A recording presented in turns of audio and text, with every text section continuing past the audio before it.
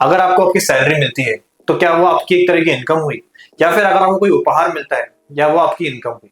तो आइए आज जानते हैं हम फैक्टर इनकम और ट्रांसफर इनकम में क्या डिफरेंस होता है और दोनों में से हम किसका इस्तेमाल करते हैं नेशनल इनकम की कंप्यूटिंग में। हेलो, मेरा नाम है Arya Dubey and welcome to फ्यूके एजुकेशन। आज हम एक मैक्रो इकोनॉमिक्स एक बहुत एसेंशियल टॉपिक फैक्टर इनकम और ट्रांसफर इनकम के बारे में जानेंगे। सबसे पहले हम जानते हैं फैक्टर इनकम के बारे में कि फैक्टर इनकम क्या होती है। The income received of factors of production for rendering factor services in production processes is known age factor income. Right, simple शब्दों में कहा जाए यानी कि वो इनकम जिसको हम कुछ एक प्रोडक्टिव सर्विस दे के कमाते हैं उसको हम बोलते हैं फैक्टर इनकम। फॉर एग्जाम्पल, आपने कहीं पे काम किया, कोई वर्क किया, आपने कोई सर्विस प्रोवाइड करी या फिर आपने कोई बिजनेस किया, कोई ट्रेड किया और उससे आपको जो भी इनकम आती है ऐसी इनकम को हम बोलते हैं factor income. As simple as that, यानी कि आपने कुछ काम किया और उसके बदले में आपको कुछ इनकम रिसीव हुई, उसी को हम बोलते हैं factor income.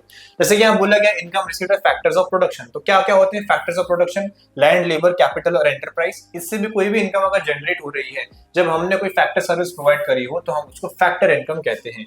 Here factors of production are the primary inputs such as land, labor, capital and enterprise। और usually factors of production जो है वो primary inputs होते हैं land, labor, capital और entrepreneur के, required for the production of goods and services। Example के तौर पे देखते हैं किस तरीके की इनकम को हमें फैक्टर इनकम कंसिडर करते हैं। तो जैसे कि यहाँ पे फैक्टर्स ऑफ प्रोडक्शन है लैंड, लेबर, कैपिटल और एंटरप्राइज। तो इसमें से कौन कौन सी इनकम जनरेट होती है? तो इनकम यानी कि वेजेस, रेंट, प्रॉफिट और इंटरेस्ट जो है ये सब हमें उससे रिसीव होता है, जो कि सारे के सारे अंदर किसके अंदर आती है? फैक्टर इनकम के अंदर हम उसको लाते हैं। While determining the national income of an economy, factor income received by its normal resident is also included। तो वेरी इंपॉर्टेंट यहाँ पे कि जब भी हम नेशनल इनकम को डिटरमाइन करते हैं तो किसी भी इकोनॉमी की हम फैक्टर इनकम को ही सिर्फ कंसीडर करते हैं, वो भी किसके द्वारा कमाई गई? नॉर्मल रेसिडेंट्स के द्वारा। राइट, नॉर्मल रेसिडेंट क्या होते हैं ये मैंने लास्ट वीडियो में एक्सप्लेन किया है, तो आप उस वीडियो को जरूर चेकआउट करें। नेक्स्ट पर हम आते हैं ट्रांसफर इनकम पे कि ट्रांसफर इनकम क्या होती है। The income received by an individual without rendering any productive service in return is also known as transfer income. यानी कि एक ऐसी इनकम जो किसी इंडिविजुअल ने रिसीव करी बिना कोई सर्विसेज को बिना कोई प्रोडक्टिव सर्विसेज को रेंडर किए उसको हम बोलते हैं ट्रांसफर इनकम। फॉर एग्जांपल, आपके कोई रिश्तेदार है, रिलेटिव है और उन्होंने आपको कुछ पैसे भेज दिए, किसी फॉरेन कंट्री में रहते थे और उन्होंने वहां से आपको कुछ पैसे भेज दिए और आपने वो पैसे रिसीव किए। इन पैसों के लिए आपने कोई काम नहीं किया, आपने कोई प्रोडक्टिव सर्विसेज नहीं जो है उनको रेंडर किया या फिर आपने कोई ट्रेड या बिजनेस नहीं किया, तो इसलिए ऐसी इनकम को हम बोलते हैं transfer income, also known as unilateral income, जो कि वन साइडेड हो, यानी कि यहाँ पे डबल साइडेड कुछ भी नहीं है, सिर्फ वन साइडेड यहाँ पे ट्रांजेक्शन है, वहां से सर आपको इनकम आ रही है और आप उसके लिए कुछ भी नहीं कर रहे हैं, तो ऐसी इनकम को हम बोलते हैं transfer income.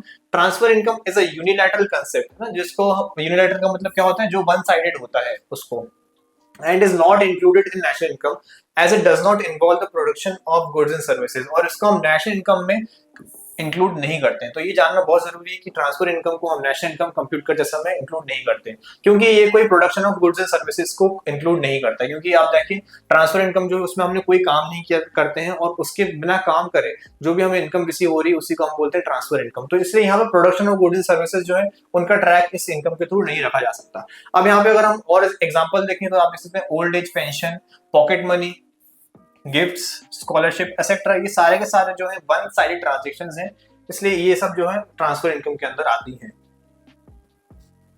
Transfer income can be received either from abroad और within the domestic territory of a country. Transfer income जो है वो आप अब्रॉड से भी रिसीव कर सकते हैं या फिर with in the domestic territory, किसी टेरिटरी जो है किसी कंट्री की, उधर से भी आप उसको रिसीव कर सकते हैं। यहाँ पे हम कुछ डिफरेंस देखते हैं फैक्टर इनकम और ट्रांसफर इनकम के बीच में। सबसे पहले अगर हम डिफरेंशिएट करें इनके मीनिंग पे बेस पे, तो फैक्टर इनकम क्या कहती है? The income received of factors of production for rendering factor services in the production process. यानी कि वो इनकम जो फैक्टर्स ऑफ प्रोडक्शन के थ्रू कमाई गई हो जब हमने कोई फैक्टर सर्विसेज को रेंडर किया हो। वहीं पर अगर हम बात करें ट्रांसफर इनकम की, the income received by an individual without rendering any productive services in the return. यानी कि वो इनकम जो कोई इंडिविजुअल रिसीव कर रहा है बिना कोई प्रोडक्टिव सर्विसेज दिए उसको हम बोलते हैं ट्रांसफर इनकम। कंसेप्ट की बात करें तो फैक्टर इनकम जो है वो एक अर्निंग कंसेप्ट है, क्योंकि यहाँ पे आप पैसा जो है आप कमा रहे हैं, अर्न कर रहे हैं, और वहीं पर अगर ट्रांसफर इनकम की बात करें तो आप पैसा कमा नहीं रहे, आप पैसा रिसीव कर रहे हैं, तो इसलिए यहाँ पे ये रिसीट कंसेप्ट हो जाता है। नेचर की बात करें, factor income is included in both domestic income and national income of an economy. यहाँ पे देखें तो फैक्टर इनकम को हम दोनों डोमेस्टिक इनकम में भी इंक्लूड करते हैं और नेशनल इनकम में भी इंक्लूड करते हैं। वेयर एज ट्रांसफर इनकम की बात करिए, transfer income is neither included in domestic income nor in the national income of an economy. ना ही वो डोमेस्टिक के अंदर आता है और ना ही नेशनल इनकम के अंदर आता है हमारा ट्रांसफर इनकम। रिसिपिएंट की बात करें, कौन रिसीव करता है फैक्टर इनकम को? Factor income is received by the factors of production, यानी कि जो फैक्टर्स ऑफ प्रोडक्शन है वो इसे रिसीव करते हैं, जैसे कि labour, land, capital and enterprise, जो कि एक प्रोडक्टिव सर्विसेज में कांस्टेंट एंगेज रहते हैं। वहीं पर अगर बात करें हम ट्रांसफर इनकम की, transfer income is received by households and the government. Transfer income house hold और गवर्नमेंट यूजुअली रिसीव करती है, जो कि कोई आप बोल सकते हैं कोई गिफ्ट है, ग्रांट्स है, या फिर किसी भी टाइप का कोई स्कॉलरशिप है या कोई भी वन साइडेड ट्रांजेक्शन है वो। एग्जाम्पल के तौर पे वेजेस, रेंट, इंटरेस्ट और प्रॉफिट जो है वो सबके सब हमारे किसके अंदर आते हैं? फैक्टर इनकम के अंदर। और वहीं पे ट्रांसफर इनकम के अंदर scholarship, unemployment allowance, gifts, old age pension etcetera, ये सब आते हैं हमारे ट्रांसफर इनकम के अंदर। तो नेशनल इनकम में इनकम उसी को मानी जाती है जिसको हम मेहनत से कमाते हैं और ना कि वो इनकम जिसमें हमने किसी मेहनत से नहीं कमाई हो। इकोनॉमिक्स जो है इन दोनों इनकम को सेपरेटली देखता है और इनमें से एक इनकम जो है वो नेशनल इनकम में इंक्लूड करी जाती है। सो आई होप इस वीडियो में जो दो कंसेप्ट मैंने डिस्कस करे हो आपको समझ में आ गए हो। अगर आप ऐसे ही कंसेप्ट को और इन डेप्थ में पढ़ना चाहते हैं तो आज ही डाउनलोड करें फ्यूको एजुकेशन ऐप को, and also don't forget to like, share and subscribe. Thank you.